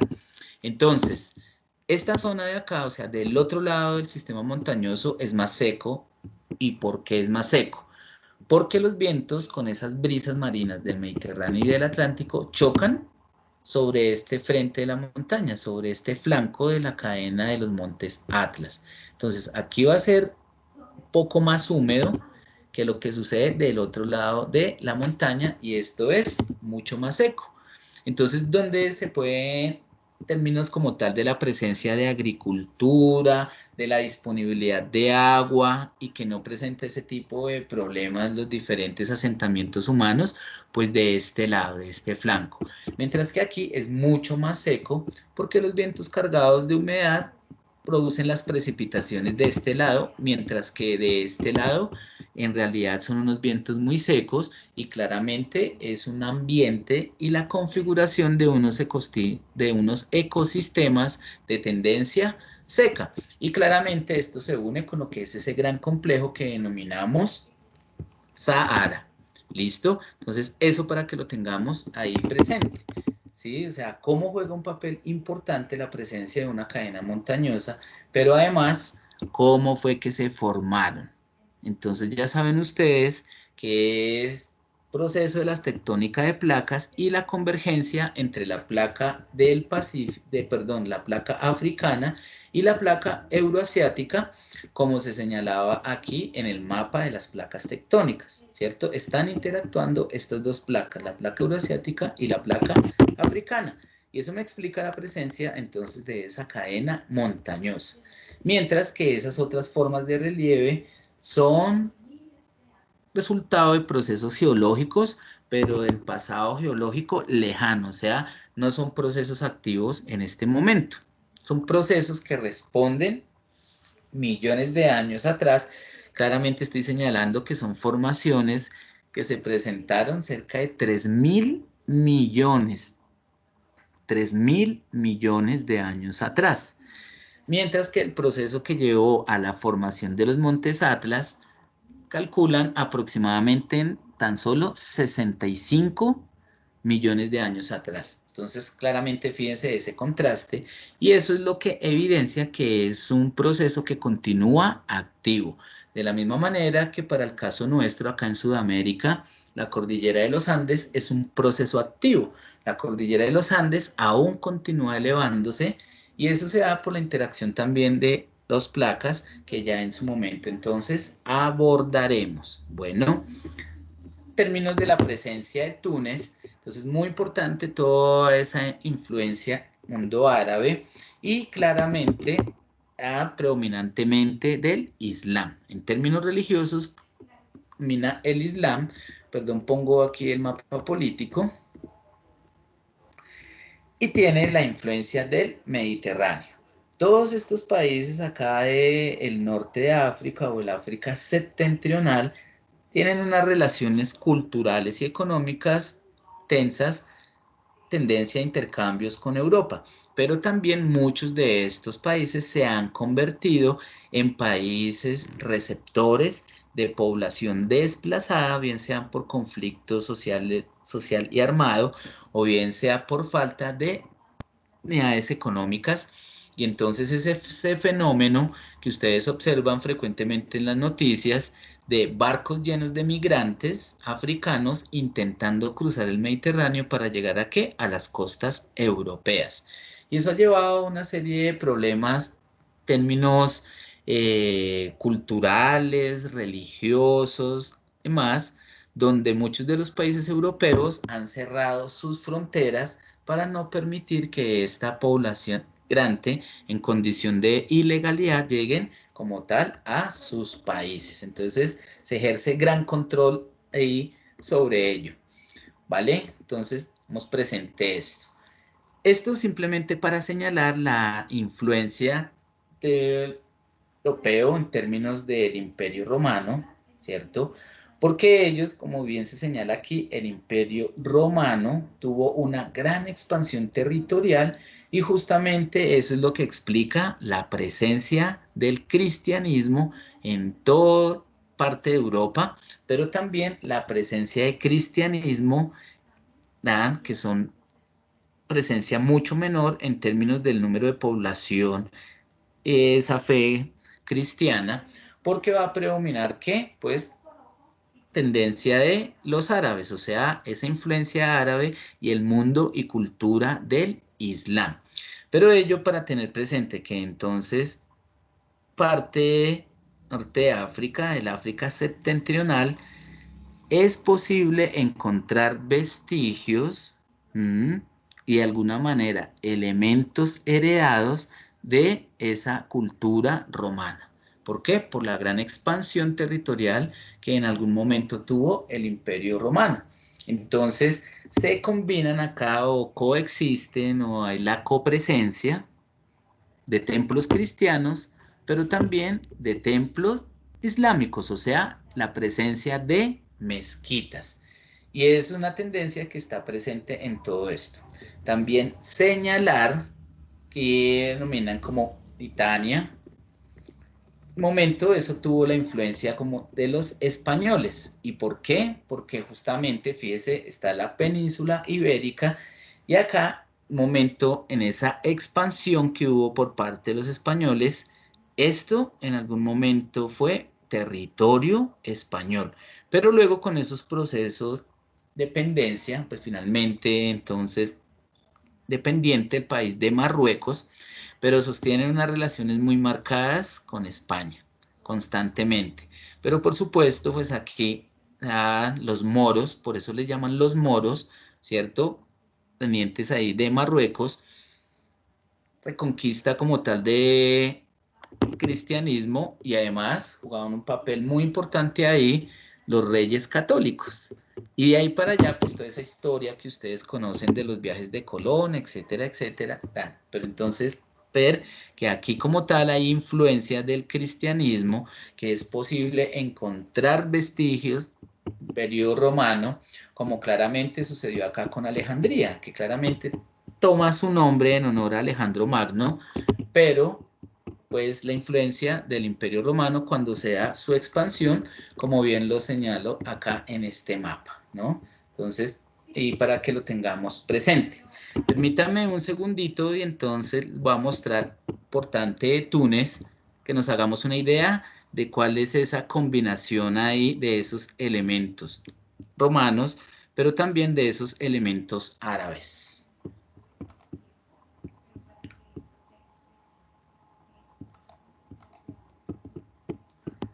Por favor, me anuncian si ya se ve.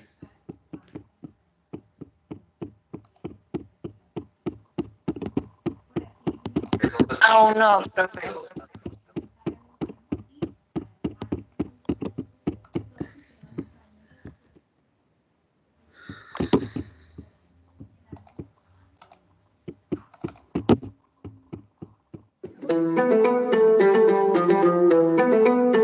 ¿Se ve, muchachos? Por favor, me anuncian.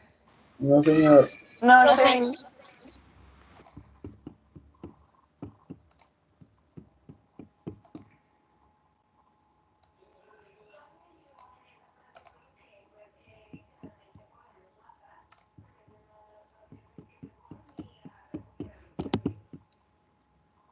Por favor, ¿me anuncian? Ahí se ve.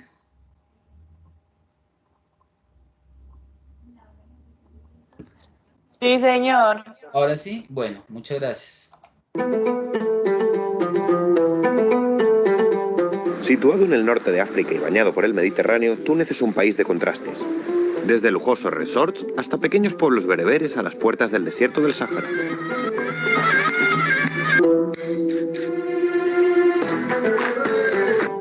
Hoy, en Guías Viajar, vamos a recorrer de norte a sur este exótico país, donde se mezcla la cultura árabe y berebere con el estilo mediterráneo. Bueno, y ahí el estilo mediterráneo, pues claramente está haciendo referencia a esa influencia que en algún momento Roma, por la presencia del Imperio Romano ahí, como lo señalaba en el mapa. Como en Sidi Bou Said, nuestra primera parada del viaje. Pues claramente ahí está mostrando todo lo que es la influencia mediterránea, pues presencia de sus costas ahí bañadas por el mar Mediterráneo. Y a medida que avanza el video, pues entonces nos va mostrando el interior, o sea, parte norte en dirección al sur para llegar la influencia del desierto del Sahara. Bambaluni. Bambaluni, que es una porra que se hace sobre todo en invierno, por la mañana, por medio dinar te compras una. Siguiendo nuestra ruta en coche, bajando por la costa, llegamos hasta Hammamet, una medina amurallada del siglo XV. Bueno, entonces, ¿qué es una medina? O sea, parece redundante ahí cuando hace referencia a una medina amurallada, porque claramente una medina hace referencia a una ciudad amurallada. Si la ciudad no es amurallada, pues no recibiría el apelativo, ¿cierto? Esa etiqueta de medina. Una medina es una ciudad amurallada, completamente amurallada, o sea, totalmente rodeada por muralla. No, por ejemplo, como el estilo de Cartagena de Indias, que claramente sobre el mar Caribe hay una muralla, pero solamente en la parte costera. Una medina es todo ese espacio urbano, toda una ciudad que se encuentra completamente rodeada por murallas y pues ya expliqué su doble funcionalidad. Uno, pues ejercer control y dominio sobre la población al interior, ¿cierto?, de la muralla, o sea, a Medina, pero también brindar seguridad en términos de los posibles ataques extranjeros que buscaban saquear las ciudades, pues en el contexto de esas épocas, ¿no?, donde las naciones viajaban largas distancias, recorrían unas regiones para llegar a saquear a otras ciudades. Entonces tengan claro, una Medina es una ciudad amurallada.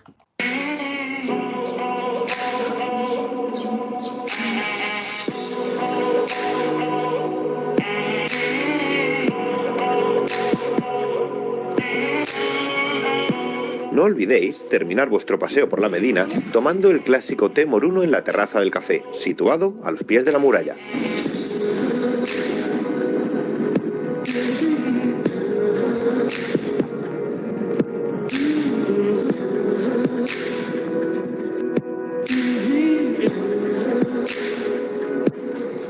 Ya hacia el interior de Túnez, en Kairouan, en la conocida como la ciudad de las 300 mezquitas, visitamos el mausoleo del barbero.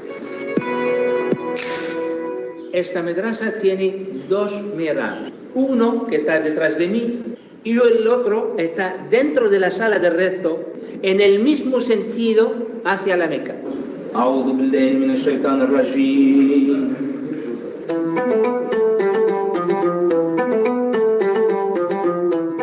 Pero en Kairouan, lo que no te puedes perder es su imponente mezquita. ¿Qué es una mezquita? Pues es el equivalente, o sea, para lo que el cristianismo es la iglesia, ¿cierto? Ese edificio que nosotros denominamos iglesia, para el Islam son las mezquitas, o sea, el lugar como tal donde se encuentra la sala de oración.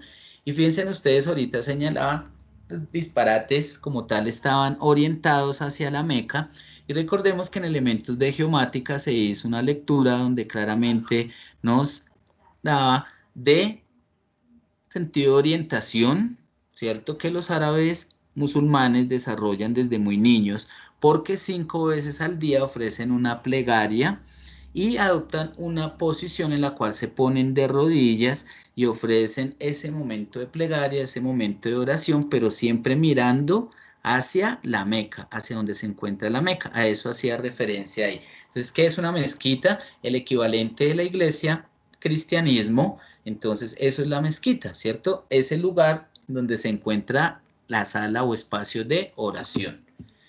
A diferencia del cristianismo, entonces, alto de su cúpula, pues no hay una cruz, sino que hay una media luna que es el símbolo como tal del Islam.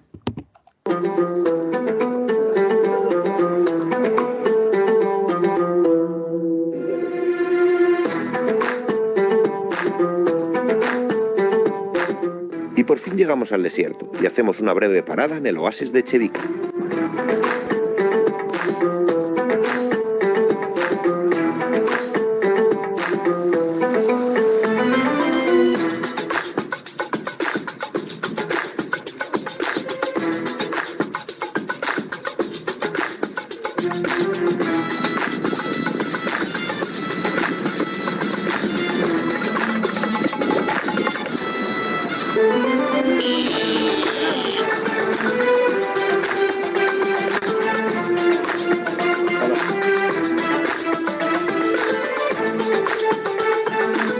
Tras un paseo por la Medina de Toceur con sus casas de ladrillo de adobe, llegamos a las dunas del Sáhara, donde encontramos escenarios de la película de Star Wars.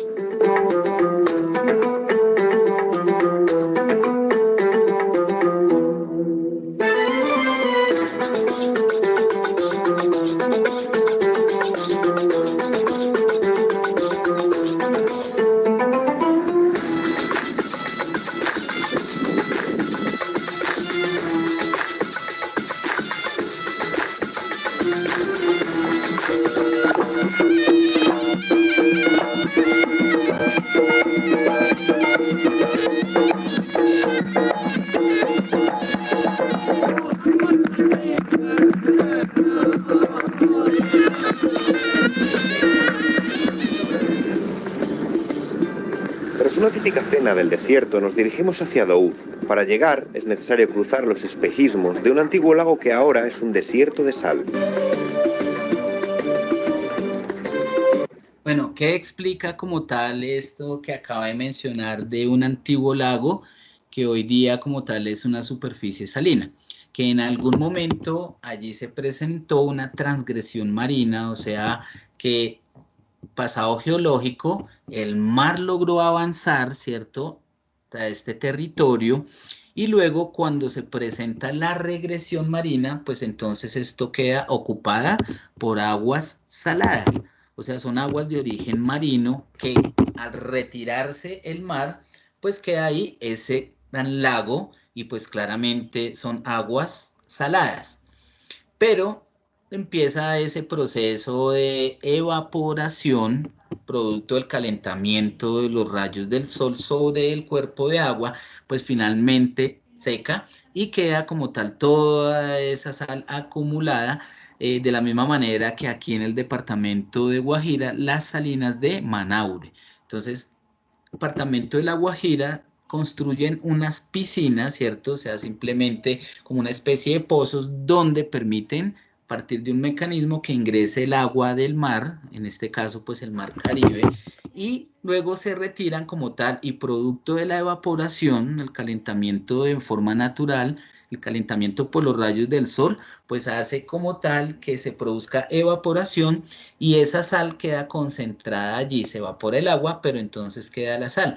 Eso mismo fue lo sucedió ahí y entonces crea una gran superficie salina, indicando que en algún momento allí se presentó una transgresión marina, o sea, que avanzaron las aguas del mar tierra adentro y luego se produce un retroceso de las mismas, queda ese gran lago, o sea, producto de ese encharcamiento, llamémoslo así, y luego cuando se presenta la evaporación, pues queda toda esa superficie salina. Ya en Douz, que es otra de las puertas del Sáhara, no pudimos resistirnos, como la mayoría de los turistas, a darnos un paseo en camello.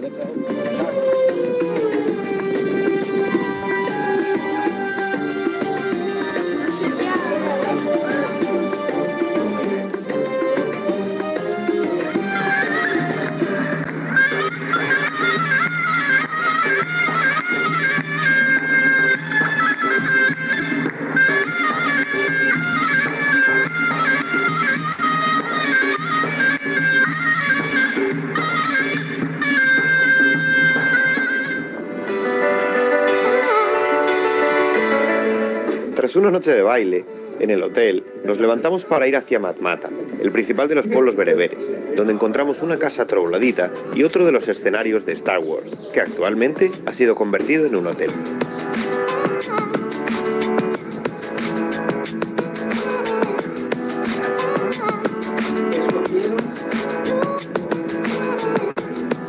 La última etapa de nuestro viaje es la turística isla de Hierba, a la que llegamos cogiendo un ferry en el que tardamos más en montarnos que en hacer el propio trayecto.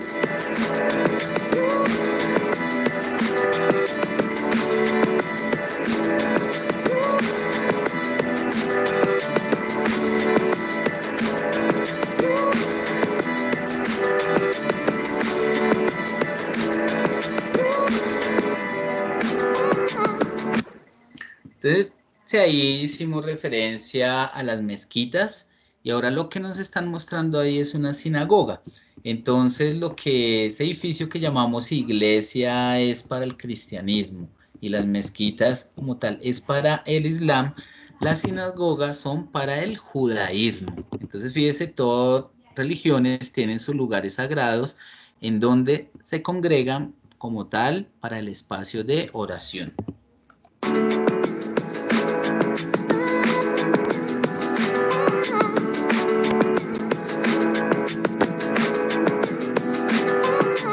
Con un paseo por el Zoco, tras una visita a una sinagoga judía y un taller alfarero, completamos nuestro recorrido por Túnez. Si algo tenemos claro, es que volveremos.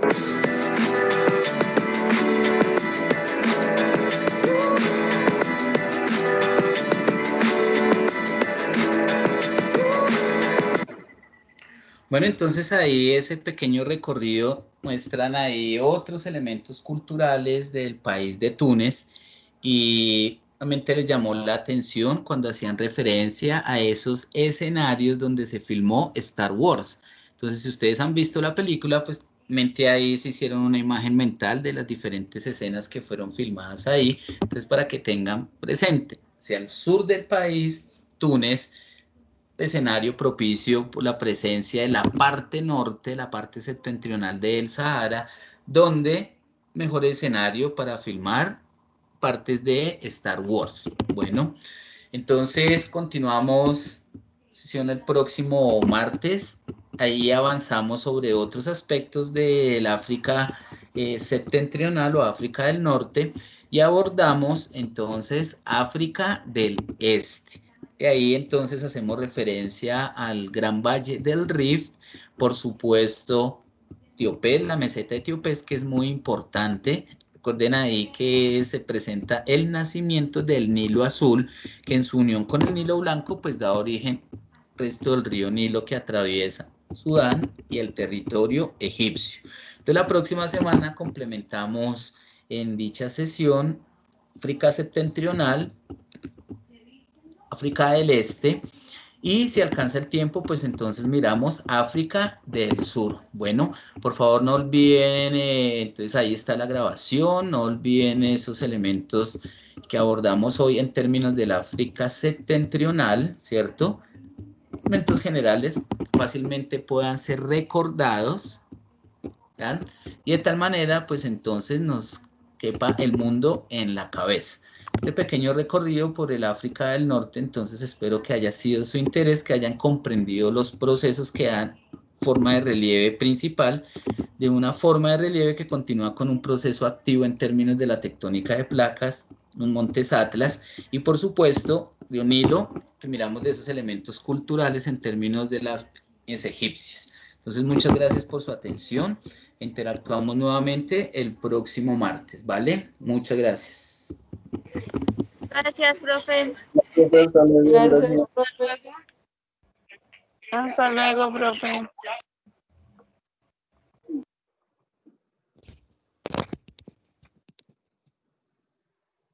Profe,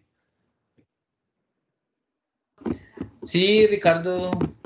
pues a mí se me hizo curioso que su merced no mencionara la línea de Greenwich. Señor. Que se me hizo curioso que su merced no haya mencionado la línea de Greenwich. ¿Y ahí para qué o qué? Pues como divide al continente africano en dos. No, y a la Tierra, ¿no? Pues sí, pero ¿y la incidencia de ello ahí en en la África del Norte o África septentrional, cuál es? Como la influencia, no, pues no sabría, profe. Por eso, pues, pues no hay mucha incidencia ahí, por eso no lo mencioné, y sí hice referencia como tal que el conjunto africano está repartido prácticamente mitad y mitad, ¿cierto? Una parte en el hemisferio norte y otra en el hemisferio sur, y que ese arco como tal, diferentes países que conforman el África septentrional están por encima del trópico de Cáncer, y eso sí es relevante. Ah, vale, listo. La línea, ahí como tal, el meridiano de Greenwich no tiene mayor incidencia ahí para la explicación de lo que es ese conjunto de países que conforman el África septentrional.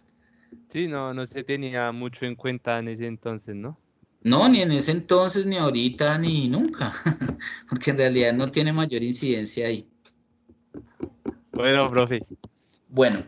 Que tenga buena tarde, profe. Vale, igualmente, adiós. Ay.